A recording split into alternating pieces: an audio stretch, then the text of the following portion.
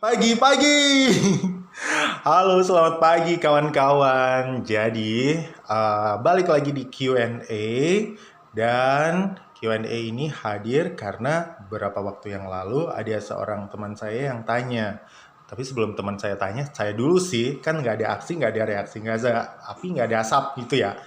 Jadi, grup-grup WA itu ramai sejak kegiatan kita di rumah aja. Salah satunya adalah grup WA Ikatan Raka-Raki Jawa Timur. Pemilih ini hasil dari pemilihan duta wisata gitu ya, se-Jawa Timur.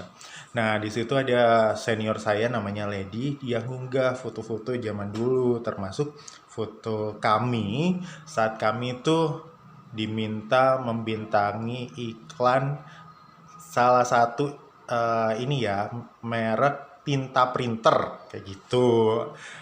Kan culun banget tuh, membongkar aib tuh hal yang lucu-lucu banget. Nah, aku posting lah hal itu. Nah, terus ada kawan saya si Mamat nih stand up comedy guys. Dia asli Probolinggo, sekarang lagi kuliah di Malang. Mudah-mudahan Mamat sehat-sehat selalu ya. Dan dia tanya gini, Mas Tebi, aslinya Mas Tebi kini nulis opo duta-dutaan sih, model-modelan sih gitu. Nah, untuk itulah Q&A ini dibuat. Jadi aku ingin menjawab semua pertanyaan, rasa penasaran, ingin tahu sekalian seputar duta-dutaan apa nulis sih gitu. Jadi buat kalian yang belum tahu, sekedar informasi keterangan, jauh sebelum saya terjun ke dunia menulis secara profesional atau dikenal di dunia menulis sebagai penyair, sebagai seorang penulis novel gitu, saya terjun ke dunia duta-dutaan. Jadi saya Kang Kota Probolinggo tahun 2006 yang dikirim ke Raka-Raki tahun 2007 gitu. Dan tahu sendiri kalau dulu kan terutama di Probolinggo itu masih sedikit ajang-ajang seperti itu. Sehingga ketika dinas atau instansi lain membutuhkan, mereka asal comot, pilih aja yang sudah jadi, yang sudah ada gitu. Sehingga saya sempat mewakili Kota Probolinggo di ajang yang lain kayak duta koperasi, terus apa itu namanya, lalu lintas, ikut sama teman-teman Granat itu di duta anti narkoba. Bahkan pernah juga saya itu ikutan ini namanya Bakti Pemuda Antar Provinsi yang saya ditempatkan di Nusa Tenggara Timur. Itu ajangnya kementerian, jadi secara nasional kita sebelum dibuang gitu ya, kita dikumpulkan di Jakarta dulu untuk dapat jambore. Programnya 3 bulan lebih. Nah, dari situ terus sempat pula jadi pemuda pelopor Kota Probolinggo. Lupa kalau saya ditanya tahunnya. Itu di bidang budaya. Jadi mungkin gara-gara nulis, punya komunitas, itu seterusnya ya, selanjutnya maksudnya. Dan jangan dianggap saya dulu sudah seperti ini, sudah nyocot kayak kalau lihat kamera atau ada mic gitu, banyak pengen pegang mic. Enggak seperti itu. Aku dulu orangnya tuh pendiam. Boleh tanya deh ke teman-teman sekelas aku waktu SMP atau sama SMA. Jadi aku the man behind my sister. Jadi aku berada di bawah bayang-bayang kakak aku gitu. Jadi kakak aku yang dulu amat sangat aktif, aku tinggal ngikut kesana kemari, kesana kemari, kesana kemari gitu.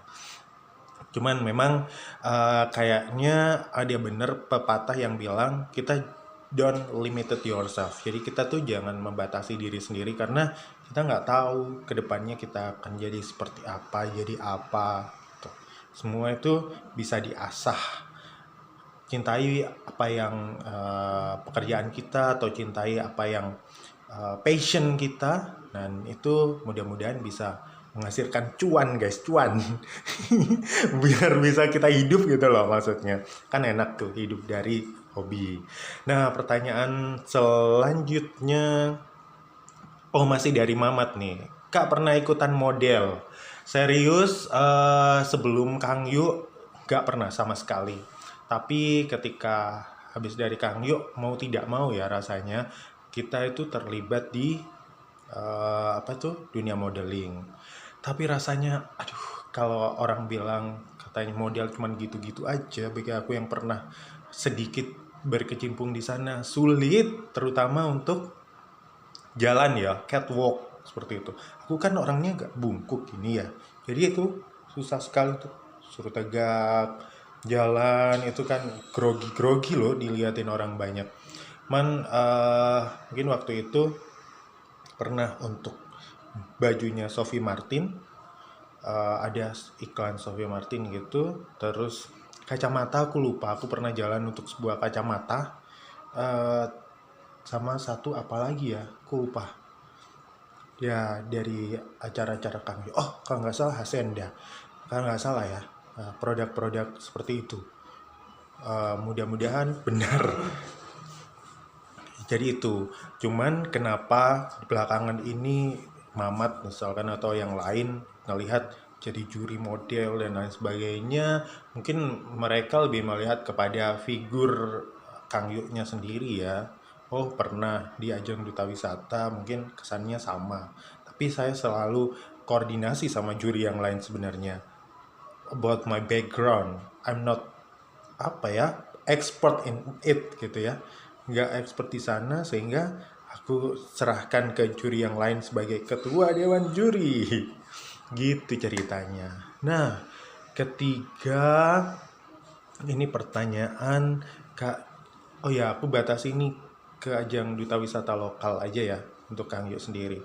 Ada Desti misalkan yang tanya, Kak, caranya jadi Kang Yuk itu kayak gimana gitu.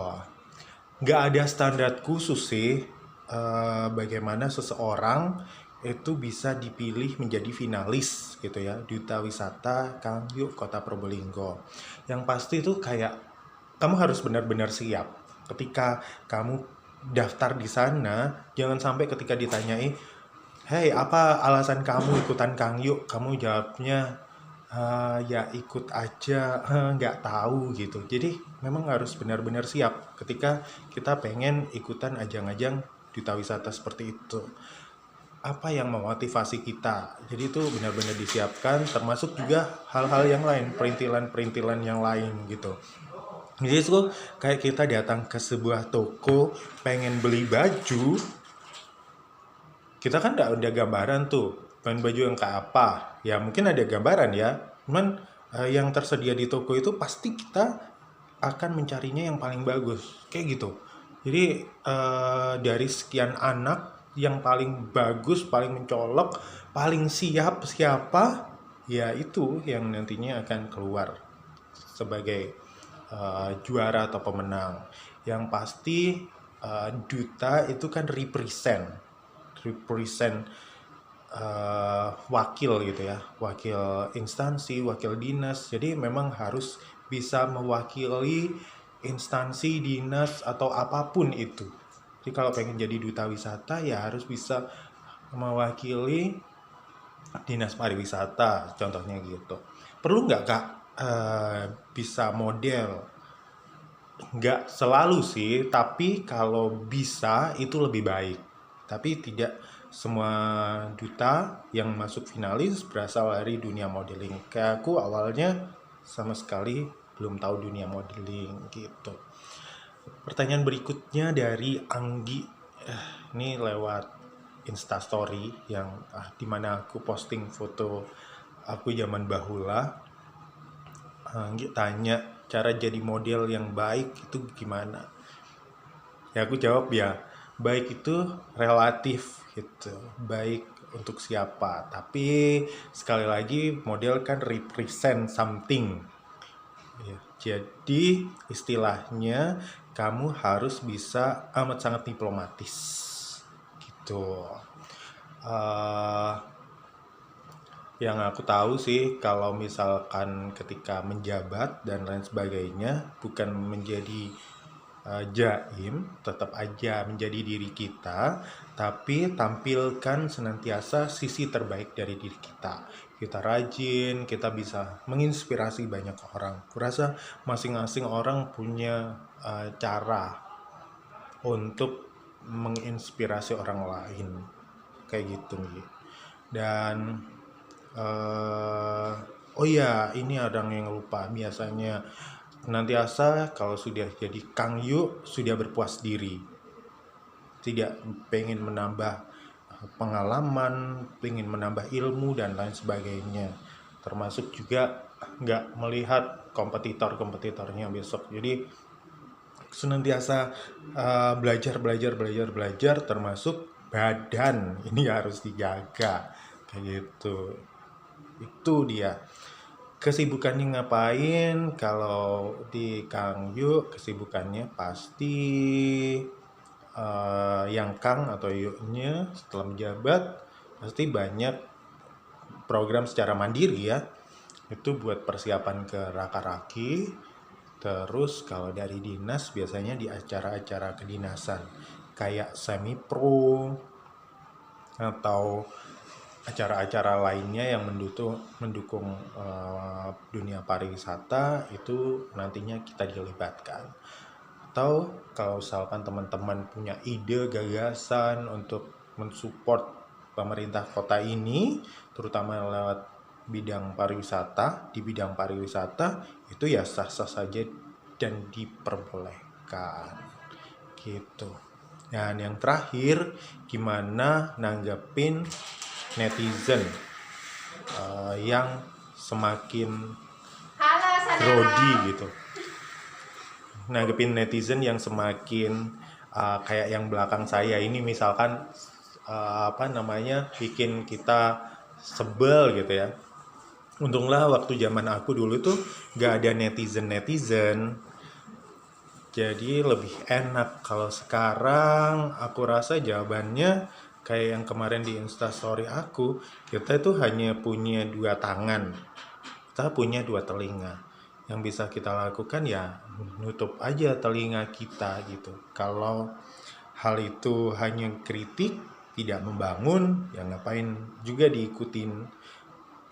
Kurasa kita sebagai manusia masing-masing itu memiliki hati nurani, memiliki passion yang nantinya itu bisa mengontrol kita kemana kita mau melangkah dan berjalan kayak gitu. Jadi nggak usah ditanggepin kalau yang jelek-jelek, tapi kalau misalkan introspeksi kayaknya mereka ada benernya, kita perbaiki di sisi itu gitu.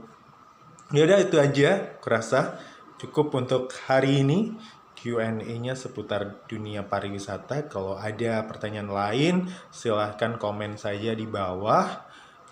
Pengen tanya-tanya apa saja, jangan lupa juga like dan subscribe. Dan terima kasih atas partisipasinya. Terus ikuti YouTube saya ya. Makasih.